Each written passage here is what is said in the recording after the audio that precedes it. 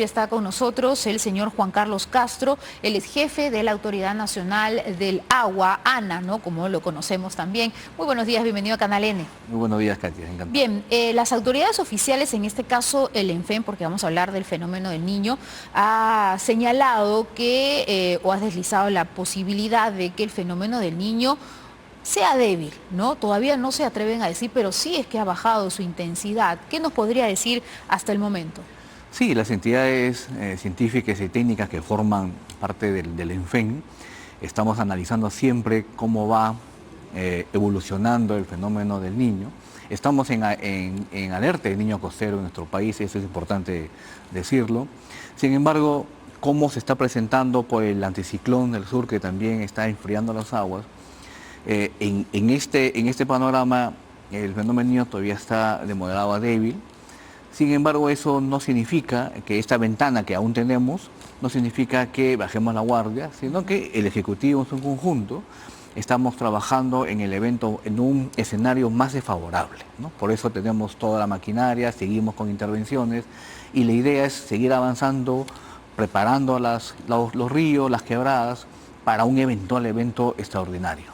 Hay que ponernos tal vez en el peor escenario para estar prevenidos. Hasta la fecha, ¿cómo es que se está trabajando con respecto a la situación, por ejemplo, de los ríos, ¿no?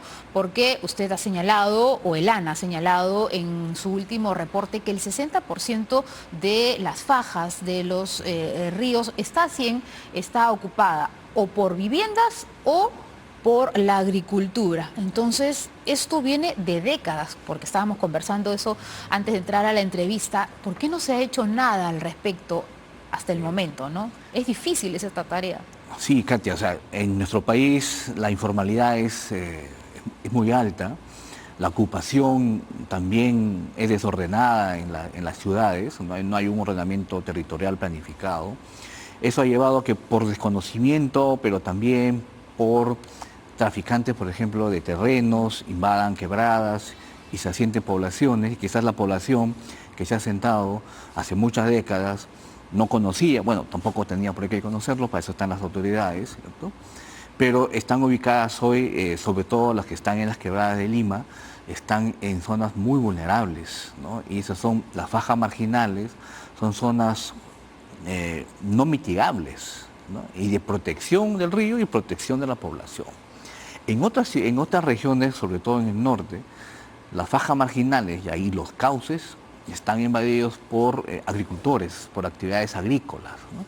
Y entonces el trabajo es arduo, pero además tiene que ser un trabajo coordinado en conjunto con las autoridades locales y regionales para poder, enseñarles a los agricultores en qué zona están, el riesgo al que se expone y ubicar las áreas donde puedan estar. Lo mismo las personas que están en las quebradas, sobre todo en Lima, que están ocupando cauces de río, cauces de quebradas, y que realmente eso los pone en una vulnerabilidad muy alta, ¿no? Entonces el trabajo que sigue es, a través con las autoridades locales y regionales y también con la autoridad del agua, buscar esas zonas, delimitar las fajas, hacer conciencia, hacer una labor de difusión y ubicar sitios donde podamos reasentarlos de manera segura y liberar esas quebradas o esos cauces. Pero existe este problema social de décadas, como bien usted señala, pero también hay gente que se rehúsa a salir, ¿verdad? Porque eso convierte aún más difícil esta tarea que tienen los gobiernos locales, regionales, porque a las finales siempre se tiran la pelota, ¿no? Porque cuando sucede una desgracia, hay personas damnificadas, muertos, desaparecidos, en ese momento dicen, ¿por qué no se hace eso? Entonces, es una tarea muy complicada. Es complicada, pero no difícil, ¿no? O sea, yo creo que es la complejidad, hay que tratarlo. El Ejecutivo ahora, a través del Ministerio de Vivienda, ha puesto viviendas temporales para poder reasentar a la población, y creo que ahí juega un rol muy importante las autoridades locales, ¿no? Coordinar, trabajar con su población, un poco explicando, y si ahí la Autoridad Nacional del Agua puede apoyarlos, lo hacemos. Tenemos esa facilidad, tenemos un programa de cultura del agua, tenemos otro programa de gestión del conocimiento para enseñarles a la gente en qué peligro están y cuál sería la facilidad de estar en otras zonas, ¿no?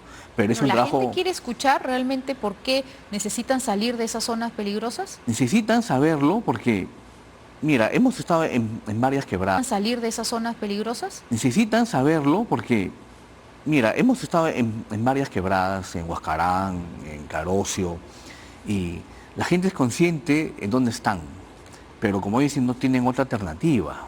Entonces hay que buscarle esa alternativa de los sitios seguros, hay que buscar todo un programa de reasentamiento. No es fácil el reasentamiento, pero si ellos tienen esa voluntad y cuando se les explica que no pueden estar en esa zona porque es una quebrada y están aquí las casas, el río, cuando cargue, el río va a entrar, no tiene por dónde irse, se va a ir por las casas, ¿no?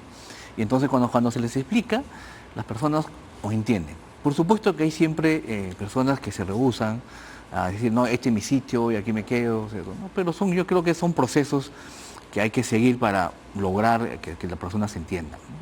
Desde hace 20 años, la ANA estableció los hitos de delimitación. ¿Qué significa esto? ¿Por qué no se ha cumplido?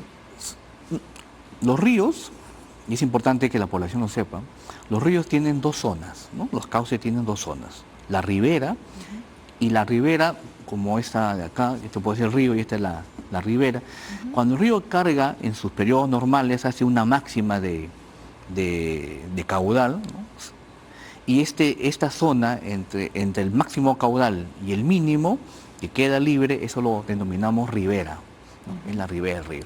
De esta ribera para hacia adelante es la que denominamos faja marginal y es la ANA donde delimita esa faja, ¿no? Donde no deberían de haber casas, así es, donde no deberían de hacer agricultura. Ninguna actividad. Ninguna actividad, ¿no? Porque es una zona de mitigación, una zona de protección para el río, porque en un evento extraordinario, Katia, el río puede salir de esta ribera, ¿no? Y puede llegar hasta el límite de la faja, que puede ser 15 metros, 20 metros, 50 metros. Y hemos visto casos, por supuesto. Así es, entonces para eso es la faja.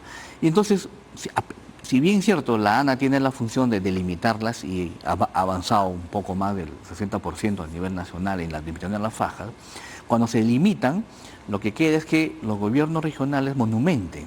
Y la monumentación es poner un hito de concreto donde se diga, este es el límite de la faja, no puedes intervenir. Donde no se aceptan construcciones, donde no se aceptan que personas vivan ahí. Así es. Y los gobiernos locales tienen ese rol de que esa faja se proteja, ¿no? Sin embargo, claro, yo entiendo que rebasa a veces las capacidades de las autoridades y hemos tenido invasiones. Chillón, por ejemplo, que acabamos de ver. Chillón, donde estamos descolmatando Puente San Martín hacia abajo, hacia la zona más urbana, el río Chillón ha sido estrangulado. Es decir, le han ido ganando con material de desmonte, porque cuando hemos ido a supervisar, estamos descolmatando y estaban arrojando desmonte, ¿no? Entonces le han ido ganando al río y ahí están asentadas ahora viviendas. Claro. ¿Qué va a pasar cuando el río cargue?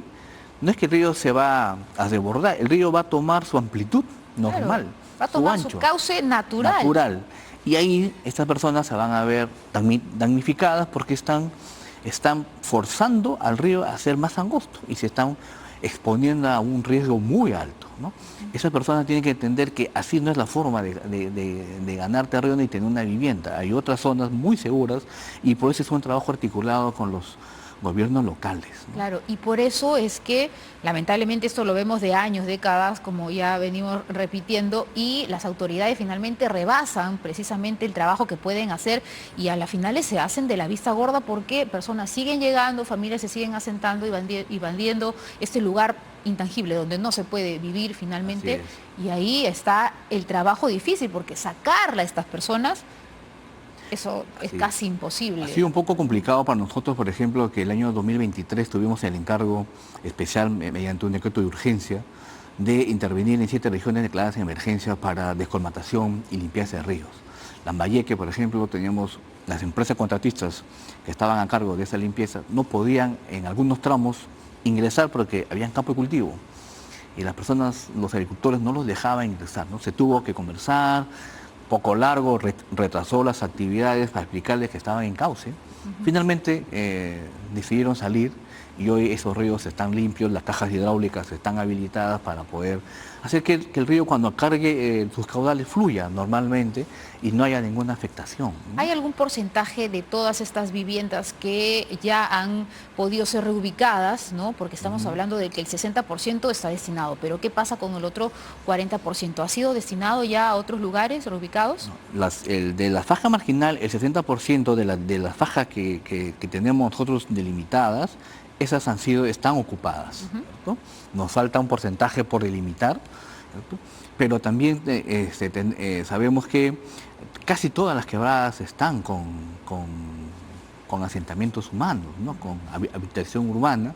Eso sí nos preocupa porque hay una altísima vulnerabilidad, lo que obliga, por ejemplo, ahora a establecer algunas medidas, por ejemplo, como aminorar la energía cuando una quebrada cargue, por ejemplo, ¿no? Ahora están secas las quebradas. ¿Cómo se aminora esa energía? Es poniendo diques transversales, de tal manera que cuando venga la fuerza del agua, choca con un dique, vuelve y baja, y acá hay otro dique, choca y vuelve. Entonces, la idea es que esa fuerza o esa energía llegue más calmada y por lo menos podamos hacer que la población no se vea afectada y pueda quizás correr por las calles, porque el cauce natural de un río en una quebrada es así, pero cuando llega ya más abajo... A corto plazo, pero a largo plazo sería que a largo finalmente plazo, las personas no vivan hay que reubicarlas en otro lugar más seguro. Tarea difícil entonces de las autoridades. Muchísimas gracias, vamos a estar atentos a lo que sucede en torno al fenómeno El Niño. Gracias. Muchísimas gracias, que tenga buen día. Conversamos con Juan Carlos Castro, jefe de la Autoridad Nacional del Agua. Somos 33 millones unidos ante el fenómeno El Niño. Compunche Perú, Gobierno del Perú.